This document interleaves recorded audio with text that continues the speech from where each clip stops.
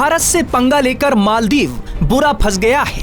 वहां के राष्ट्रपति मोहम्मद मुइज़्ज़ू की अपने ही देश में किरकिरी और फजीहत हो रही है।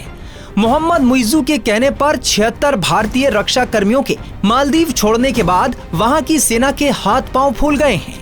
मालदीव के रक्षा मंत्री घासन मोमून ने स्वीकार किया है कि मालदीव की सेना के पास अभी भी भारत की ओर से दान किए गए 3 विमानों को चलाने के लिए सक्षम पायलट नहीं है। घासन ने राष्ट्रपति कार्यालय में आयोजित एक संवाददाता सम्मेलन में कहा कि मालदीव सैनिक भारत द्वारा दिए गए 2 हेलीकॉप्टर और 1 डोर्नियर विमान नहीं उड़ा पा रहे हैं।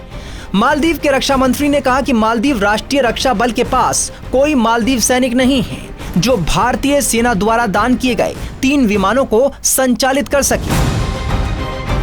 मालदीव के रक्षा मंत्री घासन मोमून ने कहा कि विभिन्न चरणों में विमान उड़ाने की ट्रेनिंग लेनी थी, लेकिन ये ट्रेनिंग पूरी नहीं हो पाई है। इसीलिए इस समय हमारे बल में कोई भी ऐसा व्यक्ति नहीं है जिसके पास 2 हेलीकॉप्टर और डोर्नियर को उड़ाने के लिए लाइसेंस प्राप्त हो या वो पूरी तरह से उड़ान में सक्षम हो। इससे पहले भारत के खिलाफ मोहम्मद मुइज़्ज़ू की एक और चाल उस वक्त नाकाम हो गई जब मुइज़्ज़ू को मालदीव की सेना का विरोध झेलना पड़ा और उन्हें अपने कदम पीछे खींचने पड़े। मालदीव के राष्ट्रपति मुइज़्ज़ू ने देश से भारतीय सैन्य अधिकारियों के साथ ही भारतीय सेना के डॉक्टरों को भी निकालने की योजना बनाई थी, लेकिन मालदीव की ही सेना ने इसका विरोध किया, जिसके बाद मुइज़्ज़ू ने इरादा बदल दिया। मालदीव के एक मीडिया पोर्टल अदादू ने इस बारे में जानकारी दी है। मोहम्मद मुइज़्ज़ू की इस करतूत का खुलासा ऐसे वक्त पर हुआ है जब मालदीव में तैनात सभी भारतीय सैन्य अधिकारी वापस लौट आए हैं। मालदीव से भारतीय सैनिकों की वापसी के लिए 10 मई की डेडलाइन तय की गई थी।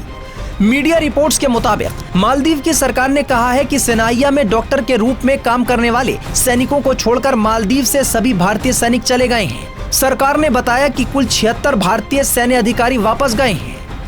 बता दें कि इसी साल मालदीव और भारत के बीच उस वक्त तनाव बढ़ गया था जब पीएम मोदी 4 जनवरी को लक्षद्वीप के दौरे पर गए थे।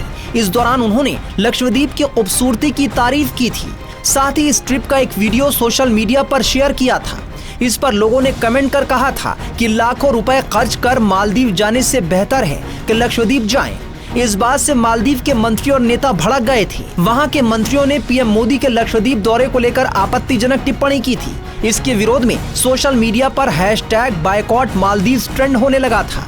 मामले में कार्रवाई करते हुए मालदीव ने तीनों मंत्रियों को सस्पेंड कर दिया था। इसी बीच मुइज़्ज़ू चीन के दौरे पर चले गए थे। तभी से भारत और मालदीव के बीच तनाव देखने को मिल रहा है। टाइम्स नाउ भारत डिजिटल की रिपोर्ट।